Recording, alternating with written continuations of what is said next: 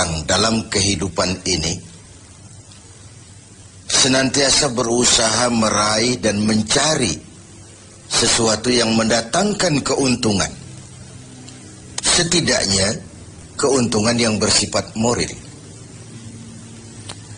Ini berarti bahwa setiap orang pun dalam hidup ini selalu berusaha menghindari hal-hal yang bisa membawa kepada kerugian, sekurang-kurangnya kerugian yang bersifat moral. Apa yang mendatangkan keuntungan, apa pula yang membawa kerugian, persepsi setiap orang pasti berbeda tentang itu. Ada yang beranggapan dia akan beruntung kalau pangkatnya naik, jabatannya menjadi tinggi, hartanya bertambah, tanahnya makin luas, pabriknya makin besar, dan begitu seterusnya. Al-Quran dengan tegas mengajarkan kepada kita, di bawah sumpah Allah menyatakan, wal asri, demi masa, innal insana lafi khusr, sesungguhnya manusia pasti berada di dalam kerugian. Sudah diawali dengan wawu lil qasam, sumpah, menggunakan dua huruf taukid, inna dan lamut taukid. Innal insana lafi khusr, sesungguhnya manusia benar-benar pasti berada di dalam kerugian. Tanahnya luaskah, pabriknya banyakkah, hartanya berlimpahkah, jabatannya makin tinggikah, pasti di dalam kerugian. Ini sesuatu yang kita semua tidak menginginkan. Dan Allah lalu memberikan jalan keluar agar tidak menderita kerugian itu. Bagaimana caranya? Ada istisna, illa, kecuali orang-orang yang tidak akan merugi itu, pertama, illalladzina amanu, orang yang dalam hidup ini punya iman. Jadi alangkah indahnya jabatan itu kalau jatuh di tangan orang beriman. Alangkah baiknya harta itu kalau dipegang tangan orang yang beriman. Alangkah manfaatnya ilmu pengetahuan itu kalau dipegang juga oleh tangan orang-orang yang beriman. Imanlah yang menyelamatkan manusia dari kerugian. Ada ungkapan bahwa ilmu bikin hidup jadi mudah, seni bikin hidup jadi indah, dan iman bikin hidup jadi terarah. Tidak terbayangkan bagaimana sebuah jabatan apabila tidak dilandasi dengan keimanan. Tidak terbayangkan bagaimana nasib harta benda kalau jatuh di tangan orang yang jauh dari iman. Karena itu untuk selamat dari kerugian, nilai imanlah adanya. Tanpa nilai iman, semua akan jadi fata morgana. Hal kedua yang menyelamatkan manusia dari kerugian adalah wa'amilus shalihat. Iman tadi dibuktikan dengan amal soleh. Sebab apa? Iman adalah generator. Iman adalah power yang melahirkan energi dan menimbulkan gejala. Seseorang beriman atau tidak bisa kita lihat. Tapi bisa kita dinilai dari gejala yang ditimbulkan oleh nilai iman tadi. Dalam bentuk amal saleh. Sehingga dalam keseharian kita bisa bilang, orang itu imannya bagus ya. Kok tahu kamu? Sujudnya hebat. Orang itu imannya bagus ya. Kok ngerti kamu? Sedekahnya berani. Orang itu imannya tinggi ya. Kok tahu kamu? Jihadnya luar biasa. Iman sesuatu yang abstrak, tetapi dia menimbulkan gejala, dan gejalanya tidak lain adalah amal yang saleh. Kalau sebuah power generator tidak menimbulkan gejala, tentu terjadi something wrong. Ada yang salah, bisa korsleting, bisa kebakaran, bisa tidak nyambungnya arus pendek dan arus panjang, tidak bertemunya negatif dan positif, dan begitu seterusnya.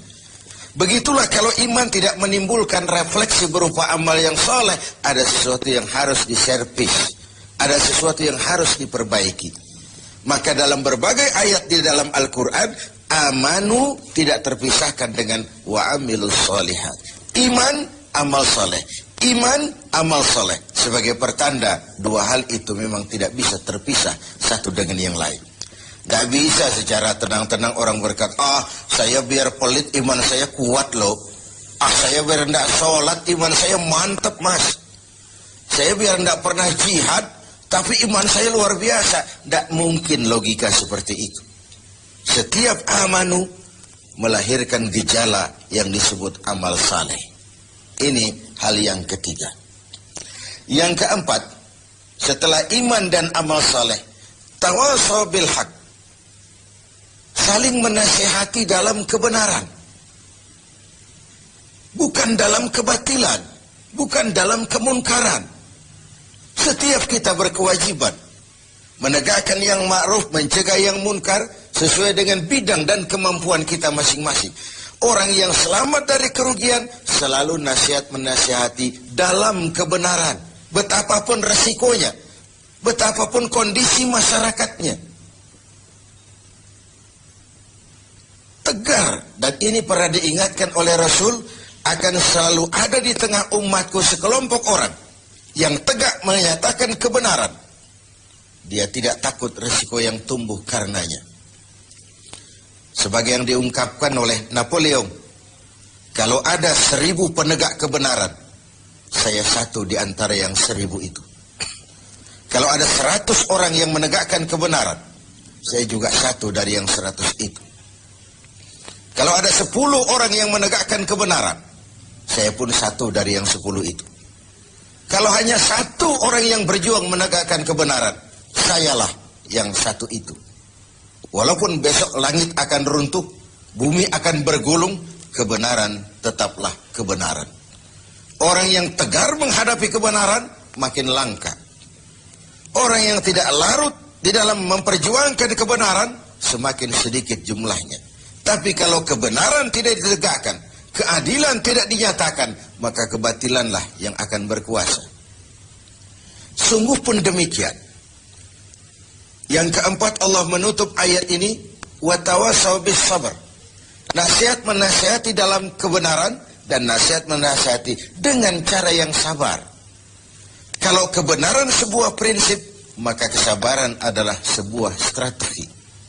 Jika kita benar, kita harus sabar. Kalau kita sabar, harus karena benar. Kebenaran tanpa kesabaran membuat kita mudah dipatahkan orang. Sebaliknya, kesabaran tanpa kebenaran membuat kita diinjak terus oleh yang lain. Kalau punya prinsip, harus punya strategi. Strategi digunakan untuk sebuah prinsip. Prinsip tanpa strategi, habis kita digusur orang. Strategi tanpa sebuah prinsip, habis kita diinjak terus oleh yang lain. Inilah Ramadan, di mana kita berusaha meraih keuntungan yang sebesar-besarnya. Setidaknya keuntungan yang bersifat moral, dengan melakukan pendekatan-pendekatan yang intensif kepada Allah, dengan memupuk keimanan, memperbanyak amal saleh, nasihat menasihati di dalam kebenaran, dan menasihati dengan cara yang sabar, sehingga terhindarlah kita dari kerugian. Setidaknya kerugian secara moral. Kalau kehilangan harta kita sangat merugi, bagaimana pula kalau kehilangan iman? Bagaimana pula kalau kita kehilangan amal soleh, menghadap Allah, tidak ada bekal yang kita bawa? Bagaimana pula kalau kita tidak ikut tegak menegakkan kebenaran, bahkan larut dalam kebatilan, berpangku tangan terhadap ketidakadilan? Kata Nabi, as-sakitu 'alal batil syaitanun akhras. Orang yang diam dari menghadapi kebatilan, tidak berani menyuarakan kebenaran, sama dengan setan gagu. Sekali lagi, orang yang tidak mau menyuarakan kebenaran dan diam menghadapi kebatilan, oleh Nabi dikatakan syaitanun akhras, sama dengan setan yang gagu. Berlindung kita kepada Allah, jangan masuk dalam kelompok yang seperti itu. Dari ayat surah yang pendek ini, kita ambil beberapa catatan. Pertama, intan paling mahal, mutiara paling berharga dalam hidup ini tidak lain adalah nilai-nilai iman. Biarkan zaman berubah, akidah jangan sampai goyah. Silahkan masa berganti, keyakinan jangan jadi mati. Karena iman kita hidup, untuk iman kita berjuang, dan dalam iman kita ingin kembali menghadap Allah. Yang kedua, buah daripada iman adalah amal soleh. Amal soleh refleksi yang ditimbulkan oleh nilai-nilai keimanan. Bahkan diketahui iman seseorang dari amal soleh yang dikerjakannya. Yang satu merupakan fondasi, yang lain merupakan hasil buah dari fondasi yang kokoh itu tadi. Dalam Al-Quran Allah menjelaskan, "Huwallazi khalaqal mauta wal hayata liyabluwakum ayyukum ahsanu amala." Dialah Allah yang telah menciptakan hidup, yang telah menciptakan mati bagi kamu sebagai ujian, siapa di antara kamu yang paling banyak amal salehnya. Ada hidup dan mati sebagai batu ujian untuk mengetahui siapa yang terbanyak amal salehnya. Kemudian yang ketiga, kita harus tetap tegak melaksanakan kebenaran, tapi dengan cara yang sabar, dengan tetap menggunakan strategi. Haqqun bila nizamin yaghlibuhul batilu binizamin. Kebenaran tanpa strategi bisa dikalahkan oleh kebatilan yang memakai strategi. Kebenaran yang tidak terorganisir akan bisa dilumpuhkan oleh kebatilan yang terorganisir. Maka diperlukanlah semangat kebersamaan untuk menegakkan yang ma'ruf dan mencegah yang munkar bagi kemaslahatan kita sebagai umat dan juga sebagai